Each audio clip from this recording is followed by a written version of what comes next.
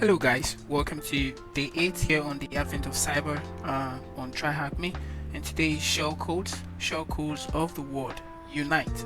So the story here is the glitch the hacker, clever yet distrusted, wrote a script with skills, finally adjusted shellcode magic to his home it would send, where secrets of Wareville he would carefully pen.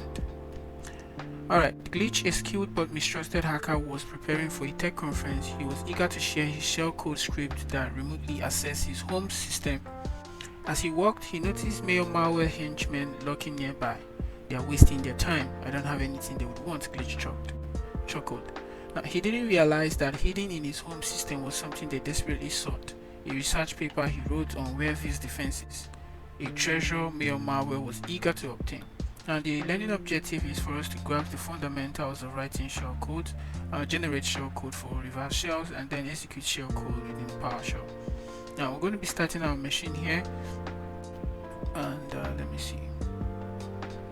While that's booting up, I'm going to wait for it to boot up. Once it's done, while it's booting up, let me quickly just run through the essential terminologies here. So what is shellcode? First of all, it's a piece of code usually used by malicious actors doing exploits like buffer overflow. It's more like a code that injects command into a vulnerable system, and it will lead to executing arbitrary commands or giving attackers control over that particular system. Now, what is PowerShell? A PowerShell is like a scripting language and command line shell built into Windows for task automation and configuration management. And then Windows Defender, just like if you're using Windows, you should be very familiar with this one. It's a built-in security feature that detects and prevents malicious scripts, including PowerShell-based attacks, by scanning code at runtime. It prevents these things. Another technique is a reflective injection, where malicious code is loaded directly into the memory, avoiding detection by signature-based defenses. With the help of the Windows Defender, we'll be able to avoid that. Now, what is Windows API? The Windows Application Programming Interface allows programs to interact with the underlying operating system, giving them access to essential system-level functions such as memory management, file operations, and networking. Alright, accessing Windows API through PowerShell reflection. Now, Windows API via PowerShell reflection is an advanced technique that enables dynamic interaction with the Windows API from PowerShell. Now, instead of relying on pre-compiled binaries, PowerShell reflection allows attackers to call a Windows API function directly at runtime. Now, this will enable them to manipulate low-level system processes, making it a primary tool for bypassing security mechanisms, interacting with the operating system and executing code steadily. Now, what is a reverse shell? Now, it's a type of connection in which the target, the machine you're trying to hack, initiates a connection back to your attacking machine, in this case our attack box. So the connection is going to be, that's why it's called reverse, a connection from the victim to the attacker. Alright, so more like this picture, you see this is the attacker, they sent an exploitation to the victim, and then there will be a reverse shell which will enable a connection from the victim back to the attacker. Alright, now generating a shell code. But Mayors, malware's minions, Sneaky and Sly, found his script and gave it a try. They tampered the code, changed port and IP, twisted his work with a sinister gleam.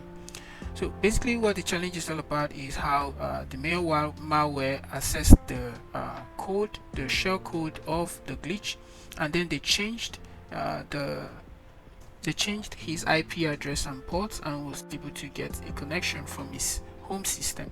Now, basically, the challenge here is for us to be able to, let's go down to this attack. We're going to walk through all this while we solve the challenge, hopefully. And let's see what the challenge question was all about. It says, what is the flag value once glitch gets reverse shell on the digital vault using port 444? Note, the flag may take around a minute to appear in the C users glitch then desktop directory. You can view the content of the flag by using the command type this, or we can just open it directly. Okay, I'm going to enlarge this, and let me see here. Funny, I'm using my main system due to some reasons, and then I'm going to, oh my god, I didn't open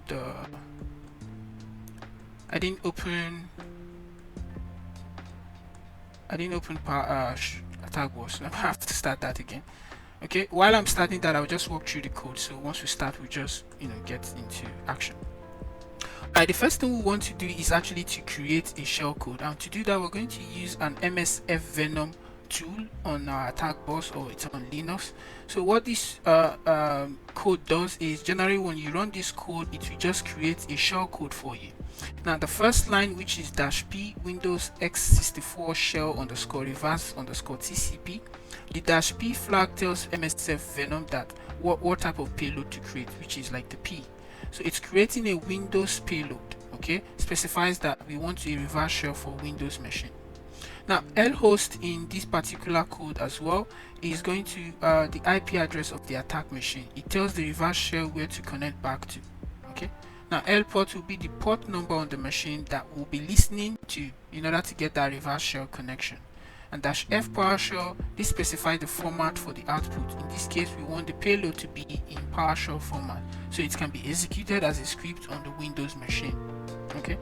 Now, where is the actual shell code? Okay. Now, the actual shell code in the output above is the hex encoded byte array. You know, once you run this code, you're going to get a result that has a lot of all these kind of binaries, more like hexadecimal. Sorry. Now. The hexadecimal number represents the instructions set on the target machine.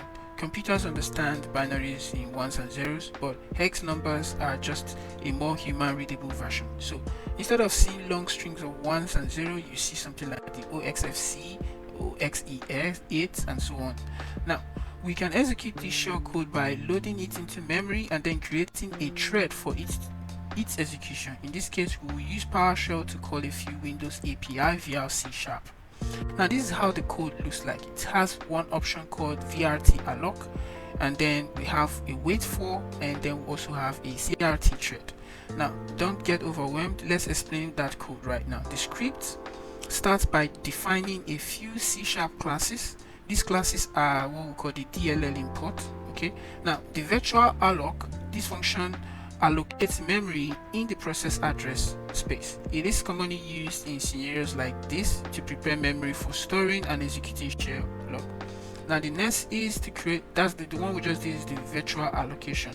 The next is the wait for option, which is more like to create thread, the next is the create thread, Now this function creates a new thread in the process. This thread will execute the shell code that has been loaded into memory. And then the wait for single object string, which is this last set of command we're going to be running here. What it does is that it pauses the execution until a specific thread finishes its task. In this case, it ensures that the shell code has completed its execution. Alright. Now without further ado, we're going to jump into, once we've done that, we'll always open up a shell where we can get the reverse shell, and once we run those codes completely, it should give us our reverse shell and give us an access into that machine where we can get things from, or get or read anything that is in that machine. So let's quickly go into solving the question for today. I'll open up the attack bus now. The first thing we need to do is to create our shell code, and in order to do that, we're going to, let me minimize this for a second. In order to do that, we just need to copy out the MS Venom code, MS Venom. Let me copy that properly. Okay, copy that. I still need to add, let's close this. Alright, I'm going to open up the terminal here, but because I might not be able to paste that, I'll paste this in the clipboard first. Do that, paste, come back and copy this again. Okay, alright, and then copy that from the clipboard, close this, and Ctrl+Shift+V here on this. We have to make some changes, right? We need to make some changes. Alright, let me see. Okay, I don't know why the system is really hanging. In this case, we need to change the lhost to our attacker's IP. The IP we're using is the IP of the attack bus, which is 10.10.72.16. So I'm going to change this here to the IP of the attack box, which is, let me see here, 10.10.72.16, right? And then I'm going to also change the L port here to 444, and then I'll hit enter to create the shell code. It's going to take a couple of seconds and it will just create it. Alright, there we go. As you can see, we have our shell code ready. Okay, now the next thing we want to do is to actually just open up a listening port here, nc-nlvp. We're going to open it on that same port which we use in creating the PowerShell code, so which is 4444, and hit enter. So we have our listening port. The next thing we want to do is to go to our Windows machine and open up PowerShell. Now we'll post 3 sets of codes here. The first set of code we're going to post is the beginning of this code here, up until this part where we saw add dash type crt thread. Copy that, and we're just going to paste it here and hit enter. Okay, let me enlarge this for a while. So hit enter, and it should finish running in a second. Let me see here. While that is completing, it's done now. Once it's done, we'll come over to copy the code, the PowerShell code. Scroll up, and we'll copy from this byte here. Okay, we're copying from the byte. Oh my god, we're copying from this byte here down to the whole of the code.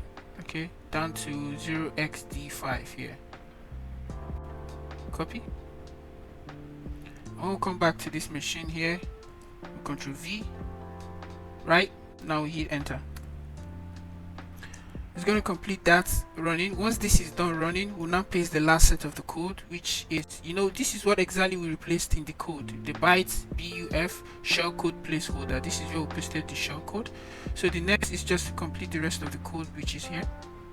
Let me copy from here to the end here, Ctrl C, or just copy, and we're done. It's done running. Now we'll run the last set of code, Ctrl V here, right, and then we hit enter, and now it's running.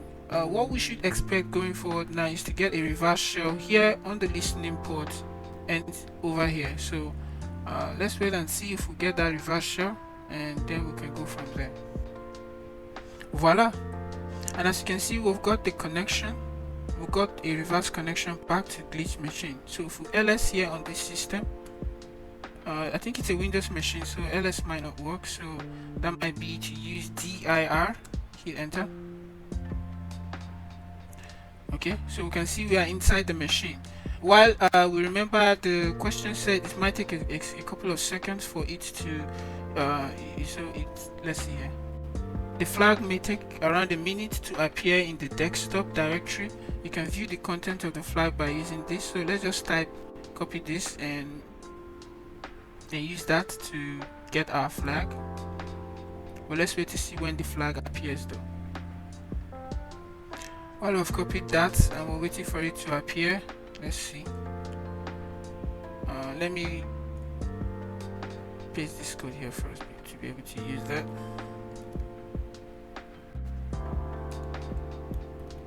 Okay, once we've copied that, I hit enter. Alright, it hasn't appeared yet, so let's just wait a couple of seconds more.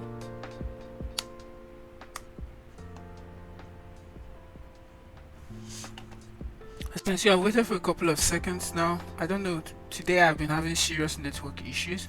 The flag is supposed to appear around here after running this code. We did get the connection. I might have to restart this machine and try it again. I don't know, it's kind of hanging right now, so let's see here. Even if I search this code, I won't be able to see it because it's supposed to appear somewhere on the desktop here, so it's yet to appear, and I don't know why the machine is really giving me a tough time. So I might have to restart the machine and try it again. Okay guys, so I had to rerun the machine and do it all over again, and as you can see here over on the desktop, we can see the flag has now appeared.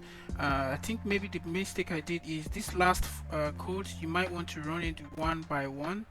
So I had to run that one by one and it worked. So if we dir here, we could actually see we got the reverse connection, and if we copy this line of code, which is just to help us view the flag easily, or go to the desktop and just cut it.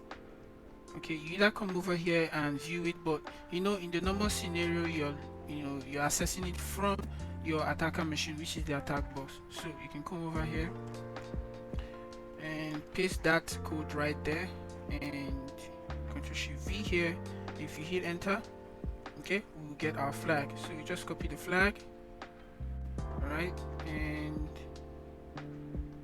go over here and paste this, hit submit, and there we go. So are you interested in learning more about evasion? Take a look at the AV evasion shellcode room, hit complete, and that's that for day 8 of the TryHackMe Advent of Cyber. Thank you guys for learning with me, thank you guys for studying with me, and do have a lovely day. Ciao.